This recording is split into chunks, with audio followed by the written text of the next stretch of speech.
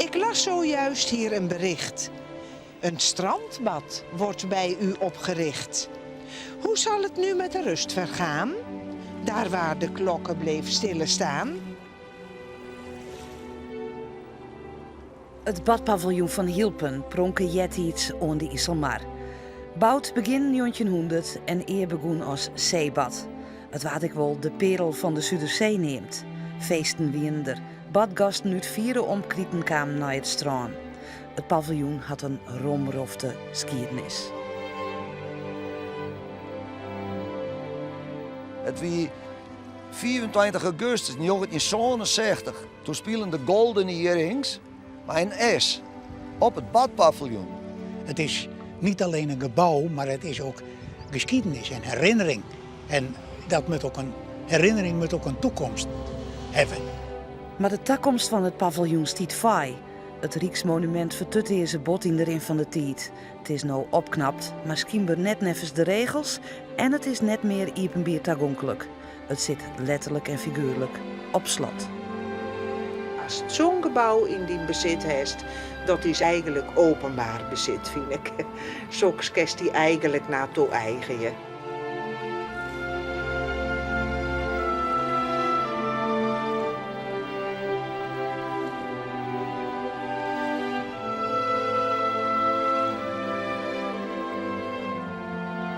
Mai Henk Smit hielp er in Ieren en Zinnen geven op zoek naar de geschiedenis van het paviljoen en naar de toekomst.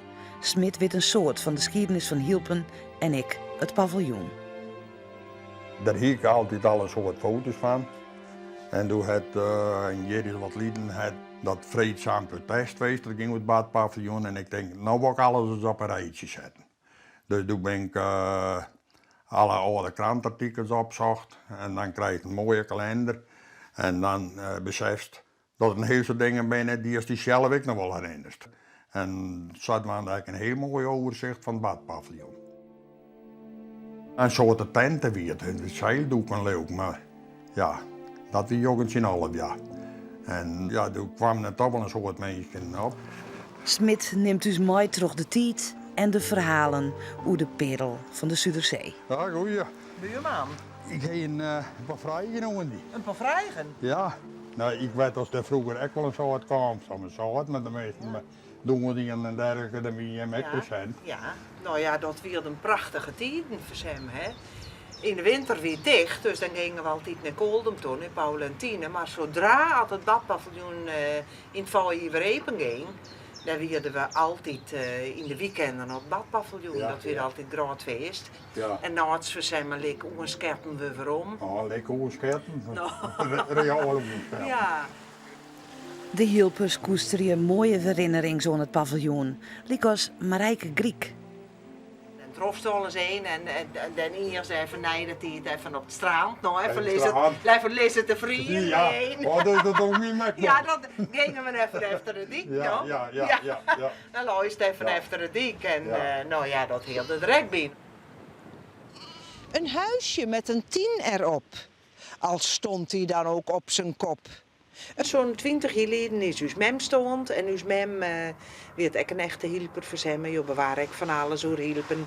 En daar vond ik 20 jaar spolletjes dat prachtige gedicht over het badpaviljoen en hoe het begon. Wij wensen en willen hopen dat als wij straks weer binnenlopen, het met uw rust niet is gedaan. En uw toren en de welvaartsklok er nimmer stil zal staan. Als het zo leest en denkt, het is toch eens kriegend hier als toerist. Hier kom en hem toch een lik bezorgd maken van hoe komt dat strak in Hielpen? Hè? Hielpen is nog zo mooi restig. En dan komt er zo'n groot badpaviljoen. Dat loopt voor hem heel veel mensen. En hoe komt het dan met de rest en met de rest in Hielpen? We moesten nog niet even verder waarom geweest. Ja. Die nou wat, die had het voor die dokter die het eerste badpaviljoen Ja. had die het uitproberen. Ja. Altijd te zwemmen weer. Altijd te zwemmen weer. En dat ja. die uit de wegen toch. Nou ja, het zeebad is oprichten in 1912.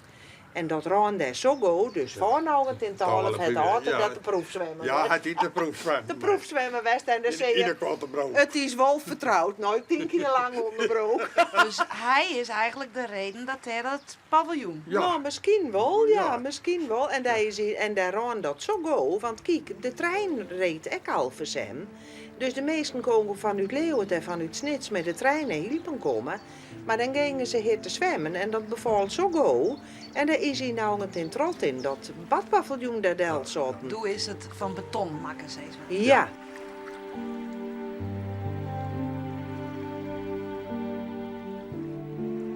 Het is nou echt zo vreselijk jammer dat het nou dicht is, nou. Ja, ja. Dat het nou meer even is voor publiek, want het is eigenlijk het mooiste plakje toch van Hielpen, zeker Ja, voor toeristen. Ja, en zit er ook zo prominent op het dik nog. Prachtig, prachtig Ja, plak ja, en ja. dan koos er mooi even hen rond Ja. op een bakje, dat binnen mooie herinneringen. Peter Kastkarel is kunsthistoricus en architectuurkenner. Zijn vrouw komt van Hielpen. Het paviljoen giet hem aan het het. Hij vond een affiche in het Fries Museum. Leuk om weer te zien. Ja, nou goed jongen. Nou, het scharrelt, hè? Mooi, Ja. mooi. Ja, hier hebben we dat prachtige affiche van die Ja. ambitieuze buis hier uit Hendelopen. Die wil natuurlijk hier van het badpaviljoen een soort koerhuis maken. Ja, ja. Nou, je ziet die moderne badsters ook. En dan met de traditie van Hendelopen, dat heeft hij natuurlijk een prachtig ding. Ja. Arnold van Roesel. Die werkte voor die Stien. Het had in de schilder. Ja. Ja, Maar ik ken van hem een paar dingen, maar dit is verreweg het leukste ding. ja, ja. Ja, schitterend. Hoe hij het ook inrichten had. Ja, Het was werkelijk fantastisch. Er zijn een paar foto's van, nou. ja, er zijn wel een paar foto's van uit die tijd. Is toch helemaal dat moderne. Ja, Van binnen ook. met palmen en zussen. Ja, ja. Ja, ja. Ja, geweldig. Mooie, ambitieuze kerel. Ja, Ik weet dat de huidige eigenaar die ambities had. ja. Toch? Ja, dat mocht er mij ook wel. Nou, Van wanneer is deze tekening? nou uit dezelfde tijd als het stichten van het badpaviljoen. Dus dat is 1913. Dat weer een reclameaffiche? Ja, reclameaffiche. Dat ging ook naar het westen toe, nou. Ja. Om de toeristen, De toeristen. ook hier naartoe te Ja, trekken. ja. Hier doen we het woord van toeristen al uitvonden. Vreemdelingenverkeer, Ja, vreemdelingenverkeer, ja, ja, ja. zo heette dat dan. Sta je thuis? Ja, die is dus, ja. Oh. Stijn Glashouwer wennen als band in het paviljoen. Aan jaren 40, begin jaren 50. Zie je er prachtige jaren. Ik zwom altijd. Ik was altijd in het water te vinden. Dat kan ik me heel goed herinneren. Als ze me zochten, dan moesten ze me uit het IJsselmeer halen. En over de dijk naar school lopen. Als je binnenkwam, dan had je rechts onze woonkamer. In dat scheve gedeelte was dan weer een kleinere slaapkamer. Daar sliep mijn zus en ik. Dus het was eigenlijk als woning heel klein. Het is er wel minder fraai door geworden hoor, nu het dicht is gemaakt. Ja. Vroeger dan stond het op die betonnen pilaren en dan die open veranda. En het is nu een beetje massief geworden. Hè? Dat wie toen net uit wie frivoler. Ja, meer een paviljoen. Ja, ik vind het heel bijzonder nog steeds. Ja. Het is jammer dat het niet meer als paviljoen dienst doet. Hè? Dat het die functie niet meer heeft. Want het is natuurlijk een fantastische locatie. Hè? En op die dijk, ja.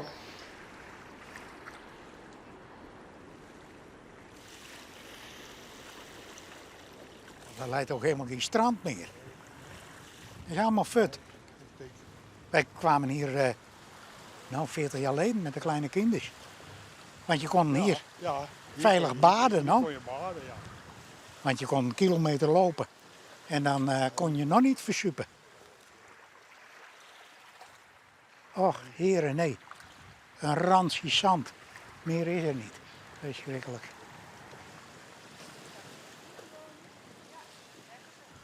Er is wat cosmetische verf op smeert. Dus nou lijkt het wat. Het had erger leken. Maar ja, het is natuurlijk een droeve situatie. Voor een rijksmonument. Zijn eigenaar, Douwe van der Meulen, die moet al beter weten. Die heeft ook een verantwoording voor de gemeenschap. Hij wil de gemeenschap ontvangen in zijn recreatieve bedrijf, dan moet hij ook wat voor de gemeenschap over hebben. Ik vind dit echt schandelijk. En als je raar hek eromheen. Ja, Privéterrein. Ja, privéterrein. Nou. Ja. En vroeger was alles openbaar en dan kon je Ja. niet aangaan. Zou ik maar Ja, zeggen. ja, ja. Ja. De overheid heeft ook zijn verantwoording om te zorgen dat een eigenaar dat goed onderhoudt. Maar ook als de eigenaar dat nalaat, om hem dan de verantwoording te ontnemen. Ik weet niet hoe dat qua exploitatie dan moet. Maar ik zou zeggen aan de gemeente of aan de gemeenschap van allereerst onteigenen. Dat gebeurt niet zo vaak. Daar ben je oostje scruten in. Maar nou, na 10 jaar verwaarlozing moet dat wel eens een keer kennen. En dan moet er weer een strandje komen. Dat kan toch fantastisch. Holwert aan Zee kan schitterend. En daar in Oost-Friesland en Boetjadingen, daar krijg je het ook voor elkaar. Daar moet je een paar euro betalen voor de entree. En daar onderhouden ze dat strand en zo van. En ja, dat is allemaal te regelen. Dus eigenlijk is het net alleen nog de vertutteersing van een gebouw, maar eigenlijk van zo'n heel stukje qua Ja, de badcultuur. hele recreatiecultuur hoort daar aan vast. En dat zullen ze weer op moeten pakken.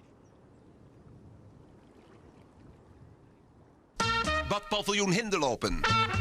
Direct gelegen aan het IJsselmeer verhuurt luxe woonbungalows voor 6 personen voorzien van alle comfort vanaf 1 september voor de halve prijs. Je rollen weer in? Ja. Ik heb een paar vragen die... Goedemiddag Henk. Hoi. Ik heb een paar vragen voor die... we zijn bezig met het badpaviljoen.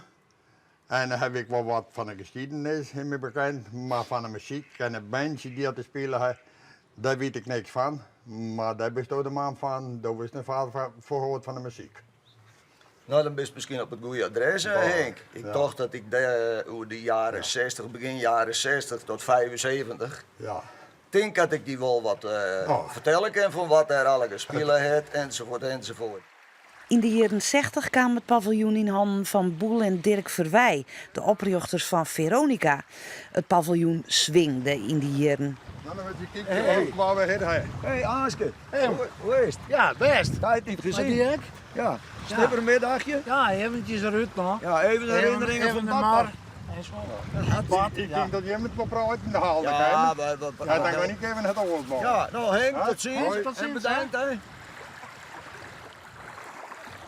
Wij hebben verschrikkelijke mooie herinneringen aan. Vooral uit de jaren 60. Daar spelen je heel wat bekende bands, wat de meniging in Friesland net weet. Ja, uw leeftijd mensen, die weten dat. Dit was the place to be in de 60s. Het was helemaal een Veronica-ding. De jaar is de dagelijks op de radio. 192, goed idee. We waren reclame maken voor die huisjesjaren en voor het badpaviljoen. Er waren zelfs lui die ik later trof, die zei, kom je uit Hinderlopen? Nou, dat hoorden wij altijd op de radio. We dachten, daar willen wij ook naartoe. Ja. Vakantie in eigen land. Geniet aan het IJsselmeer bij het Badpaviljoen Hinderlopen. Inlichtingen Badpaviljoen Hinderlopen. Telefoon 400. Omdat Veronica Connectie hier in mei, Golden Earring, Q65 en dat soort dingen, kregen wij de kans om dat soort bands te zien. Dan moet je je voorstellen, het wie 24 augustus 1967, toen spelen de Golden Earrings bij een S op het badpaviljoen.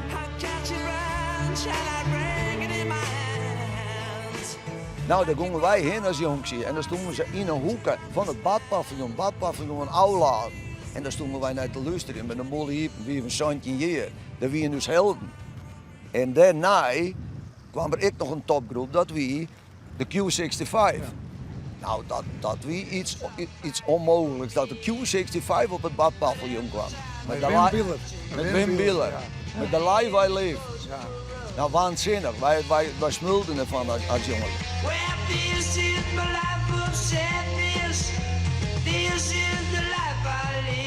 Ik kan me nog wel herinneren dat we in zone 60, in de flauwe powertier, dan gingen we naar de Veronica Traditieshow, maar we gingen eerst in de tuin. Van de Hilpers. En dan hellen we schudden we de bloemen eruit.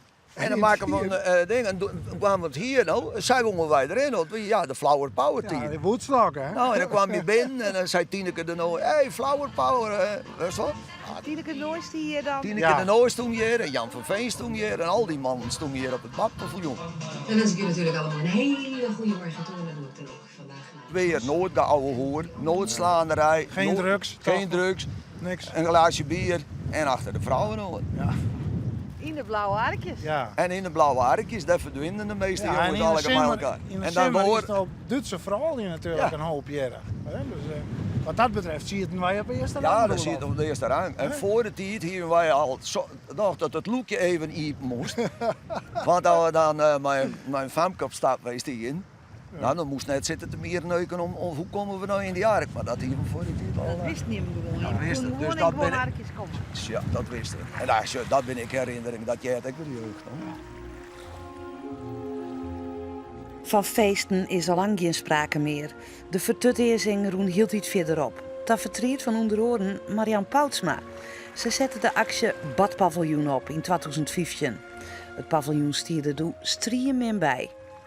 Nou ja, het grote verschil is dat de muren niet meer zijn afgebladderd, dat de torentjes er netjes bij staan, dat allemaal kapotte ramen die in het onderste gedeelte waren, die zijn dichtgemaakt. Het is allemaal dichtgestuukt, de wanden zijn gestuukt. En er staat een groot hek omheen en het is mooi geverfd. Dat stek. Ja. Ja, een beetje jammer. De actie Paviljoen sloeg aan. Op Facebook kwamen in kwarte tijd een soort reacties. Het resulteerde in een vreedzaam protest. 7 ondernemers door de jaren heen daarvoor hadden tegen mij gezegd van... oh, wat zou het toch geweldig zijn. Wat zouden we hier iets geweldig moois van kunnen maken. En ook open voor publiek. En dat was de aanleiding dat ik een Facebookpagina ben gestart. En die Facebookpagina werd heel snel bekend. En het was ongelooflijk. In die tijd kreeg je nog een tingeltje als er een nieuwe vriend kwam of een nieuwe like. En ik had het ding openstaan de hele dag. En het ging maar door. Ting, ting, ting. Dus er was in 3 weken of zo waren er iets van 1800 mensen vriend geworden. En er kwamen niet alleen dus likes binnen, maar ook allerlei verhalen en herinneringen van vroeger. Van allemaal mensen die het zo jammer vonden hoe op dat moment het badpaviljoen erbij stond. En toen dacht ik, nou, daar moeten we iets mee doen. We hebben gewoon actie gevoerd uit urgentie en ook uit een soort machteloosheid. Omdat voordat die actie er was er hier aan de andere kant van de dijk lagen een aantal arken. En die waren van dezelfde eigenaar, die waren ook totaal verloederd. En toen op een gegeven moment met een regeling van de gemeente of zo zijn die gewoon afgebroken en afgevoerd. Maar ja, dat badpaviljoen dat ging ook maar verder en verder en verder achteruit. Dus we dachten, dat heeft zometeen hetzelfde lot als die arken. Kijk, de meeste mensen in die actiegroep kwamen niet uit Hinderlopen. Die kwamen uit Sneek, uit Koudem, uit Molkwerum, uit de omgeving. En de mensen uit Hinderlopen die wel betrokken waren en die een warm hart hebben voor het badpaviljoen, die wilden eigenlijk gewoon niet zichtbaar meedoen. En dat heeft toch een beetje te maken met een soort oude historische cultuur hier binnen dit vissersplaatsje. Want ze beschermen elkaar gewoon. Ze willen niet dat er kwaaie dingen worden gezegd over andere mensen. Zeker niet in de pers. En ja, dat is ook wel iets wat ik heel erg kan waarderen. Het paviljoen is misschien wel mooi terug de actie opknapt. Maar de strijd wordt het al volle langer. Dat weet Tjolle Wieringa van erfgoedbeschermingsorganisatie Heemschut. Zijn dossier is lang. Dit badpaviljoen is een rijksmonument. Doch verkeert in een armoedige staat van onderhoud en behoeft dringend een restauratie. Nou, ik ben haast 24 jaar ben ik bij de Bond Heemschut en zo lang hebben we dit in uw portefeuille zitten. En het avanceert maar net. Het blijft maar hangen en het frustreert u reusachtig. Waarom? Dat er geen gang in zit. Alle partijen die willen wel, maar het wordt maar. En in die tijd is het badpaviljoen vol aan het verzuuteren. Het is nou opknapt. Ja, maar hoe is het opknapt? Het is dus net voor de regels is het opknapt. Het is een rijksmonument en er zijn onderdelen uithalen die heel belangrijk zijn voor dit monument. Er was dus een plafondteam van ijzeren platen, wat van die periode heel modern was en nou dus historische waarde had. En die ben eruit. En ze zijn er meer dingen bij. En dan zei ze, jongen, dat is net even mijn restauratiearchitect online. Terwijl er dus wel plannen lezen. Hoe wie dat 24 jaar dan? Wie Ja. toen ik al vertuteerde en... Ja, toen begon het ik al te vertutten. Dus zeiden we, jongen, dit ken het. Je mag wel wat aan doen. En er gebeurt niks. Ik denk dat in dit geval zijn gemeente dan nou, ik zeg ze maar, jongens, we pakken dat aan. Het is een rijksmonument. De man heeft het vertutten laten, heeft het vernield. Eigenlijk zo hij kent nou een behoorlijke dwangsom om het weer in ere te herstellen. Maar hij maakt het eigenlijk kwijt, want hij doet er niks aan. De eigenaar van het paviljoen wil niet sissen over de situatie. Hij is ook de eigenaar van camping Skoelenborg en leidt al jaren oerhoop met de gemeente Zuidwest-Friesland. Begin dit jaar kreeg hij een dwangsom op lijn omdat hij hem net onder de regels houden had bij de verbouw van het paviljoen.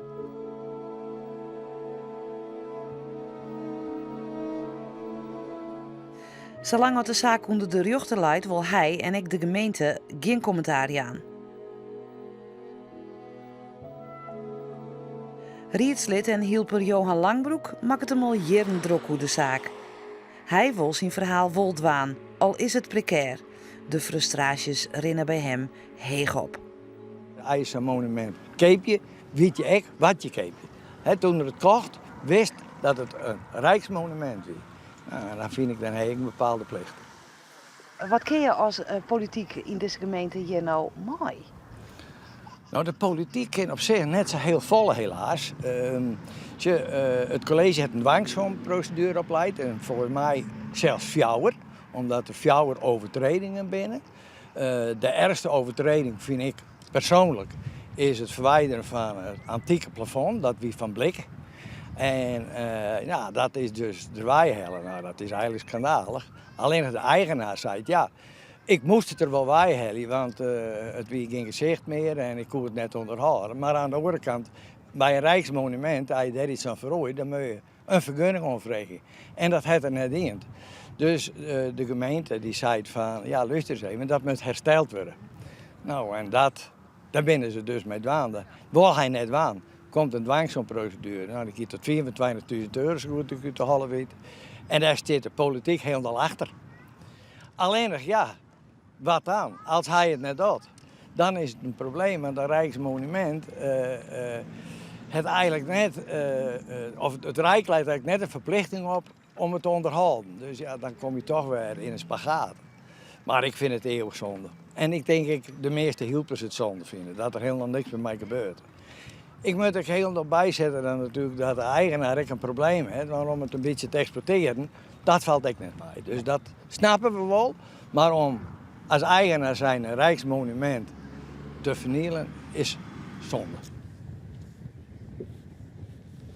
Jongen, wat een groot hek omheen. Het lijkt wel een concentratiekamp hier. Waarschijnlijk ziet het er best aardig uit, maar het is provisorisch wat bijgeholpen, zie ik wel. Nou, daar sta je dan. Het is eeuwig zonde toch? Dat die vol moeten zitten met mensen. Allemaal actie. En er gebeurt helemaal niks. Ja, het lijkt het wel wat, maar het is niks. Dit is van een particulier.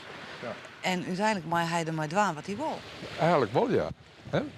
Het is net zo dat ze zeggen, nou jongen, dit is een stukje van werelderfgoed. Dit onteigenen we maar. Dat hebben we in Nederland net. De meeste spullen horen. En is het vervallen, ja, dat is dan jammer. Maar we willen als Heemskeurt toch wel bezig om die man staf hier te krijgen. Dat er dus wat er meer aan doet. Wat kunnen je hier nou nog verder rondwaan? Het enige wat we dwang kennen, dat dus achter de gemeente rond zitten. En zeggen ze, jongen, dit is dan al wel opknapt, maar het is dan net. We moeten er meer aan doen. Je moet er meer achterom, je moet er meer naar die eigenaar taal om te zeggen, jongens, doe er wat om. Maar je kunt net naar binnen, Wikileaks. Nee, we komen er net in. Het is van een particulier, ik ben er samen niet inbrengen.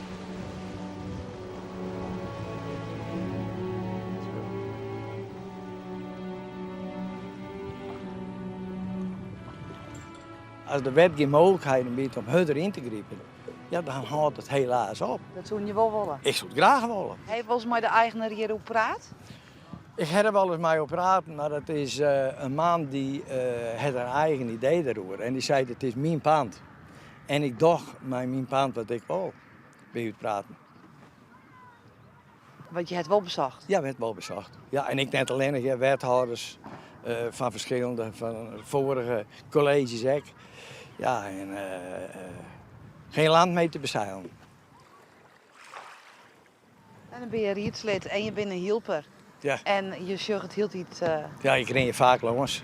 En dan denk ik, elke keer denk ik erom, goh, dat hekwerk eromheen. Nou, net in die er blijft. Ik heb nou eigenlijk nog net een mens die zei van, wat stiet er een mooi hek omheen.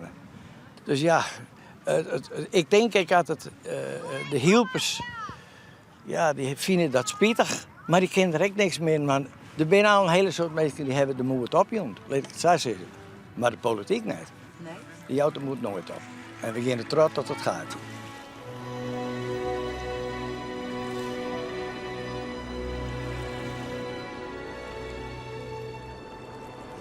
De opening naar een oren toekomst liep het 4 voet.